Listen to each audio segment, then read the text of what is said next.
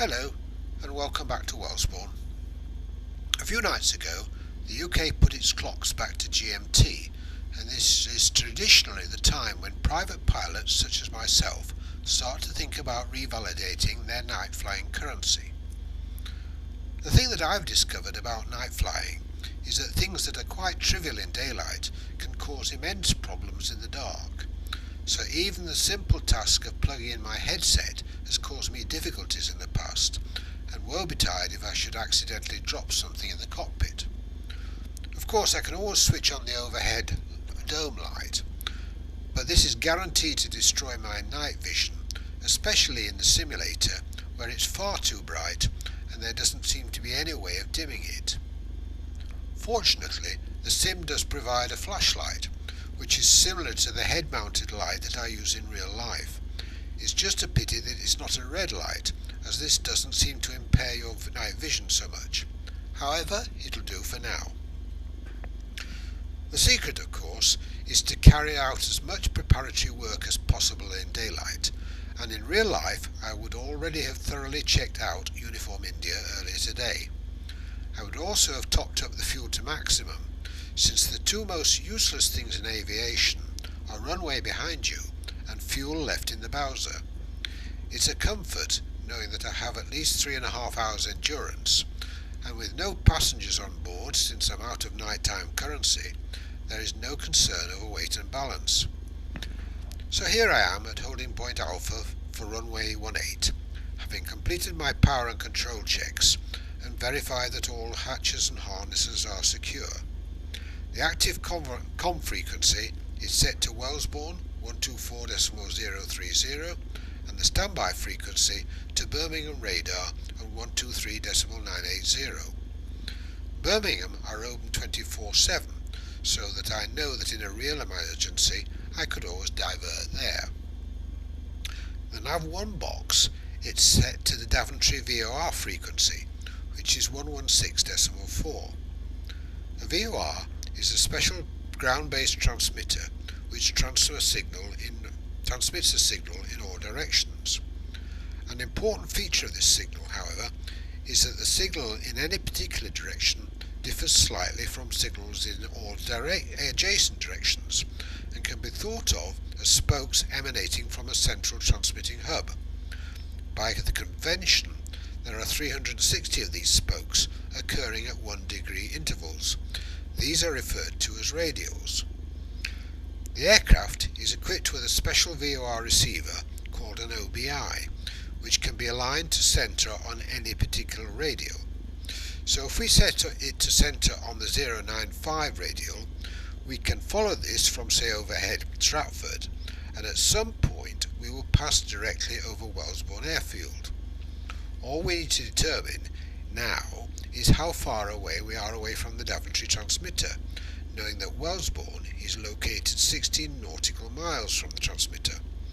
This can be achieved by using another piece of equipment called a DME, or distance measuring equipment. The real Uniform India is equipped with a DME. Sadly, the sim version is not, so we'll need to use another method. By a piece of good fortune, Wellesbourne is located close to another VOR transmitter situated at Honolly, just southeast of Birmingham Airport. All we need to do is follow the 095 Daventry radial from overhead Stratford, at the same time monitoring a second OBI receiver tuned to the Honolly VOR transmitter. When this second OBI indicates that we're passing over the 355 radial, then at that point we should be overhead at Wellesbourne airfield. Well, we'll see how well it works out in practice. So it's now time to get going. Wellesbourne traffic, Golf Bravo Hotel Uniform is holding Alpha for runway 18. Wellesbourne traffic, Golf Bravo Hotel Uniform India is entering runway 18 for departure to the west.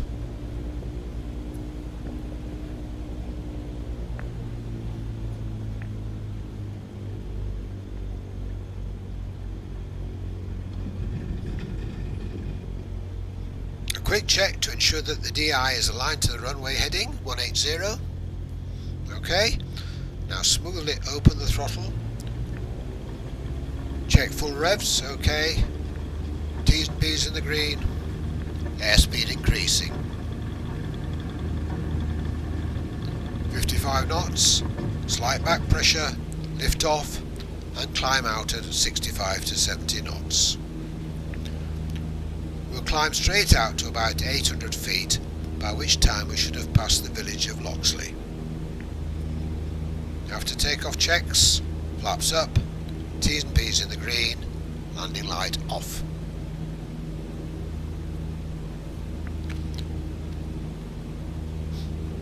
As we approach 800 feet, we'll commence a rate 1 turn to the right. A rate 1 turn is one which will achieve a full 360 degree orbit in 2 minutes. The bank angle required depends on the airspeed, but is approximately airspeed divided by 10 plus 7. So at 70 knots, it's 70 divided by 10, which is 7, plus another 7, which is 14. Let's round it up to 15 degrees.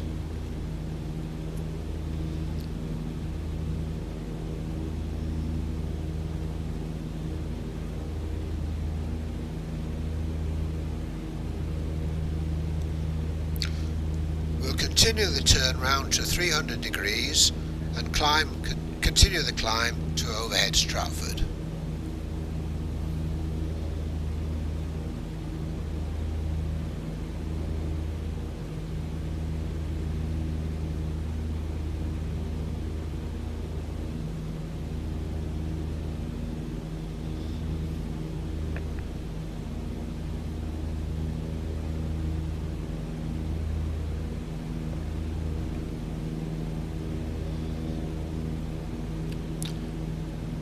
I've set the altimeter to Wellesbourne QNH, meaning that it's reading feet above sea level.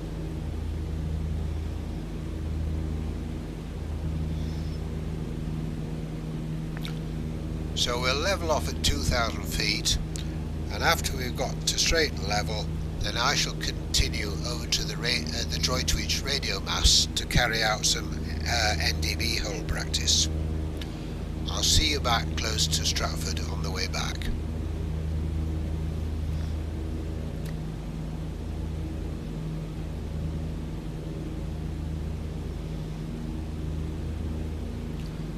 So approaching 2,000 feet now, levelling off, attitude, allow the speed to build up to 90 knots.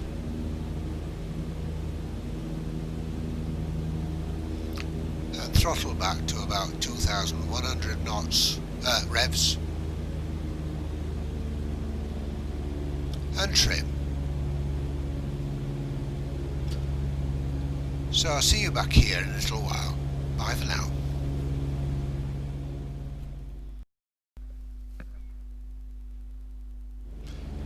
Right, back again, approaching Stratford from the southwest. Now remember we set nav box 1 to the Daventry VOR. We need to identify that by listening to its 3-letter code which is transmitted in Morse.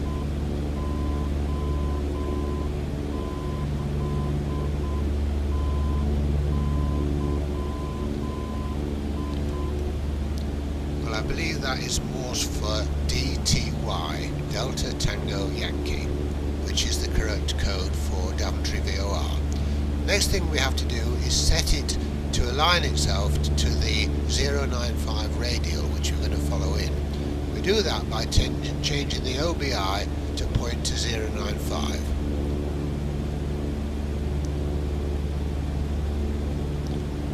And you can see that we're actually nearly aligned with the 095 radial. It's just a little bit off to the left, which means we'll have to approach it from the right. We always steer towards the needle. But first I'll just make a call to announce where we are. Wellesbourne traffic, Golf Bravo Hotel Uniform India, overhead Stratford, 2,000 feet on the airfield QFE. Returning to the airfield for an overhead join. So you notice that I've actually set the altimeter to the Wellesbourne QFE, which we're now means we're now measuring height above the aerodrome level, no longer above sea level. So we're approaching the 095 radial at an angle of about 30 degrees. We're steering 060, so as it comes in we turn to the right so that we closely bring ourselves into alignment onto 095. In real life we'd have to make allowance for wind, but since we're in the sim I've set the wind to 0, so we should be able to steer 095 exactly. At the same time we're watching out for the 355 radial, which appears on the OBI at the bottom, and as you can see at the moment we are not detecting that, so it means we're well off to the west.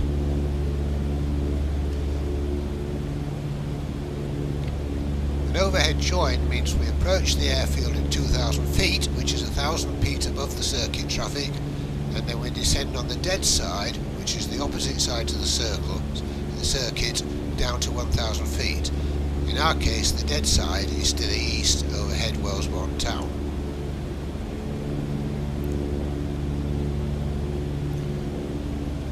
So now we're tracking the 095 radial fairly accurately, watching out for the Honolulu 355 radial to come in.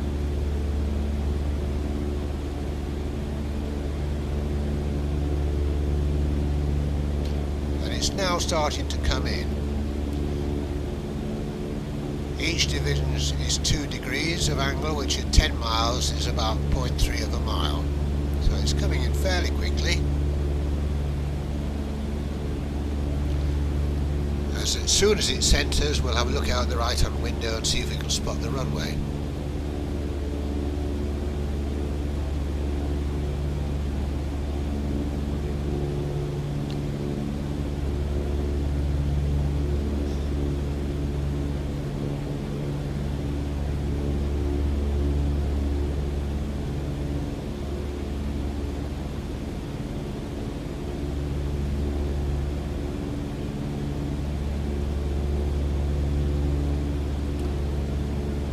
And we'll have a look.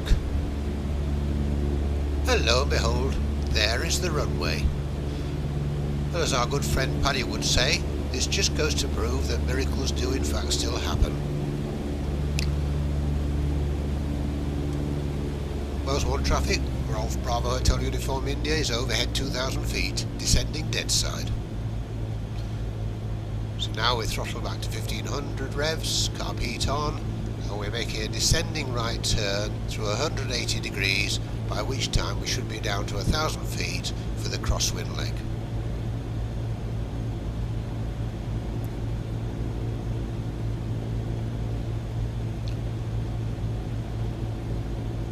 Passing through 1,500 feet and not far off south, so we're just about on track for the descent.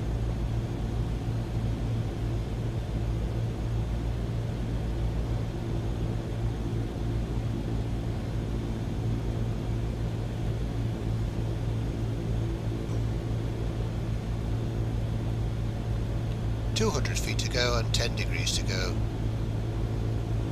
30 degrees to go, should I say.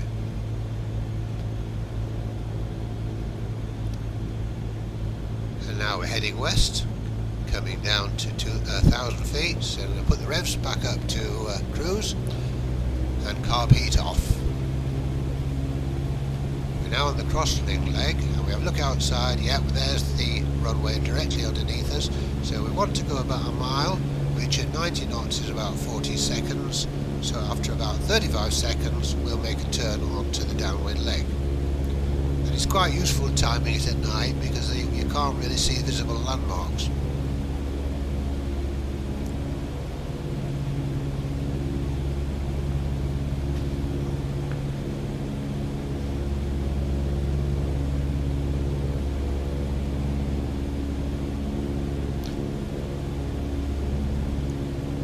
Okay, so we start the turn now onto downwind.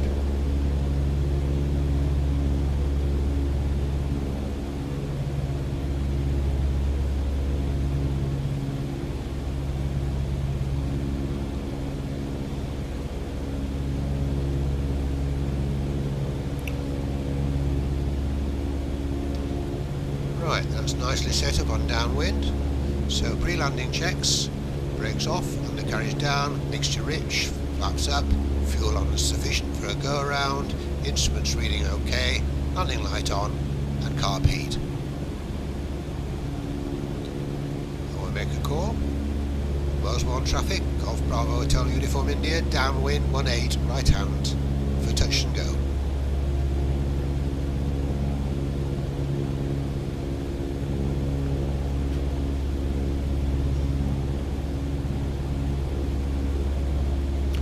Right, so there's Hampton Lucy, and we'll just go around that and commence our base leg turn.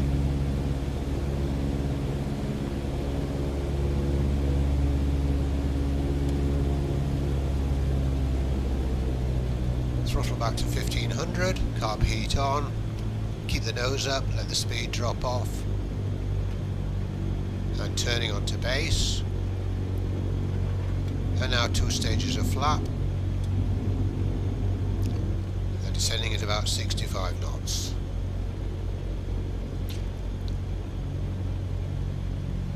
And there's the runway over there, so we'll keep that in sight.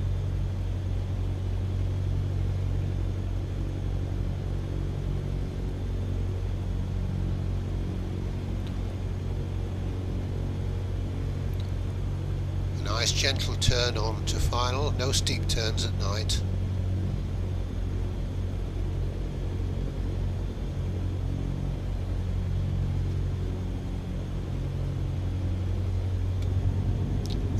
Final flaps, full flaps. Wellesbourne traffic, Golf Bravo Hotel Uniform India, final 18, touch and go.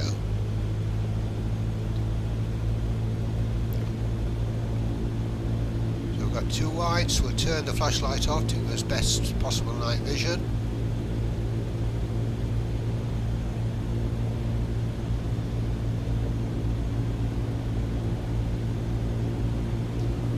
Right, 1 red, so increase the revs a little bit, we don't want to come any lower.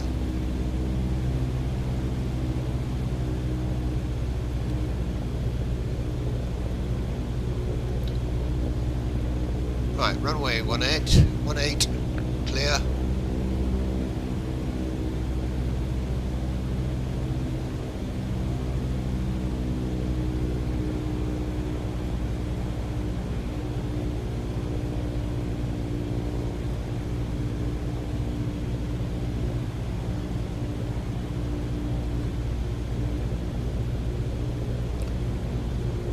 Crossing the threshold, power back, and flare. Okay, flaps up, carb heat cooled, full throttle, and we'll go around.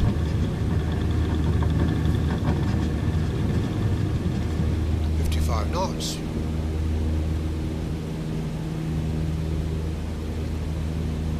After takeoff, flaps up, T's and P's are good, landing light off. So we'll climb out again on the runway heading until we're clear of Loxley.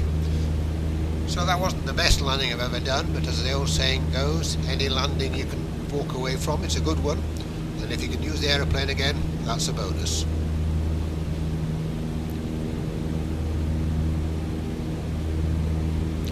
So that wasn't perfect. I think the problem I wasn't totally stabilised on the approach, so we'll see if we can do a little bit better next time.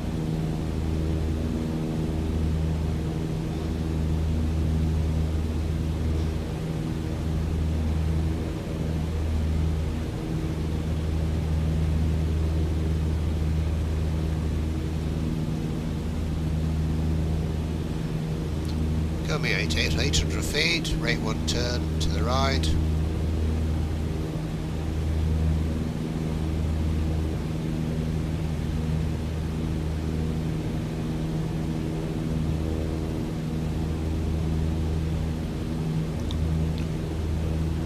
Levelling off at 1,000 feet, attitude, power,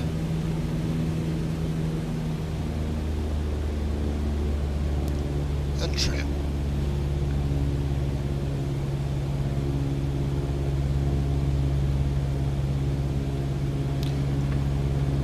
turn onto a downwind leg.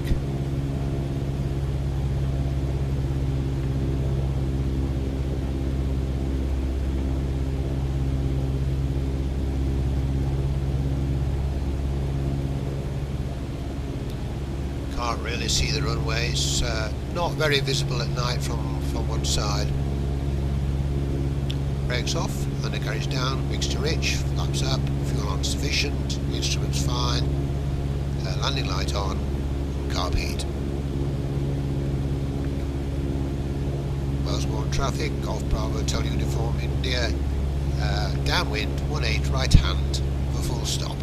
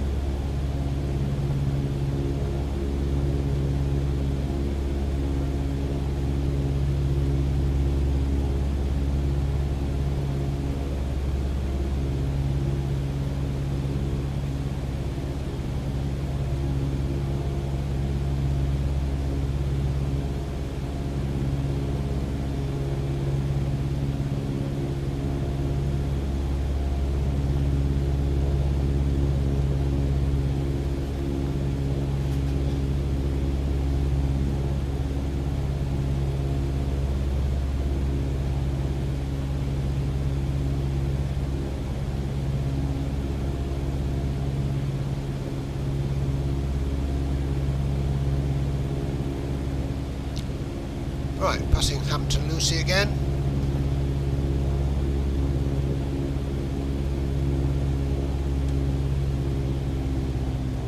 Throttle back, carb heat on, commence the turn onto base leg. Keep the nose up, speed dropping off into the white zone.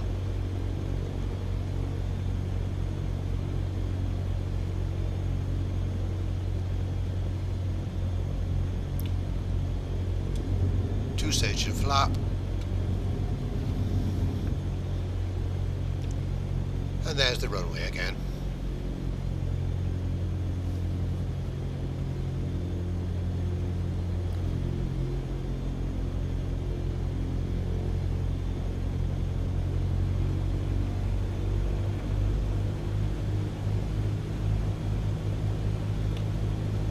Final turn.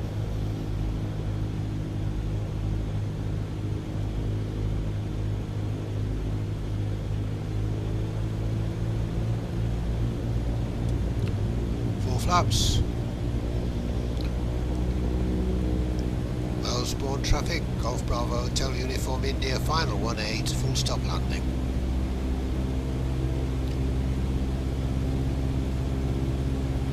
So this time I feel the approach is better stabilised. The runway is clear, 18, flashlight off.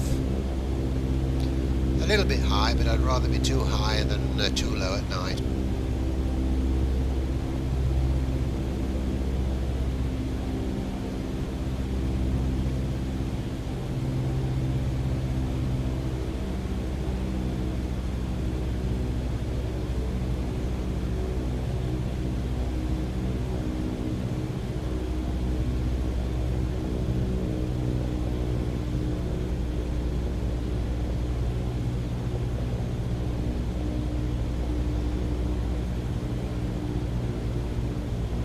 Crossing the threshold, power off and flare.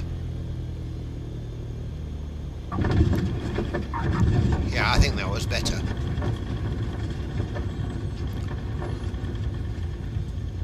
I think we've passed the Bravo exit, so we'll backtrack. Wellesbourne traffic, Golf Bravo Hotel Uniform India, backtracking runway 18 to exit Bravo.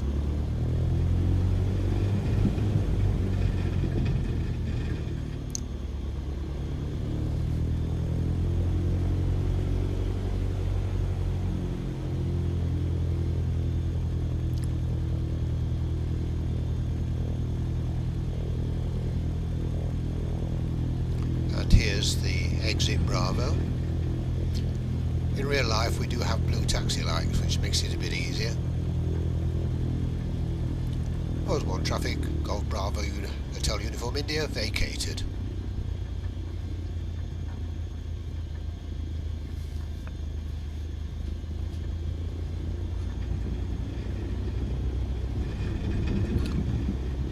So there's the flying club, looking welcoming. So I'll put the aeroplane to bed, have a quick chat with Rodney, and then off to home. So thanks for watching, and good night.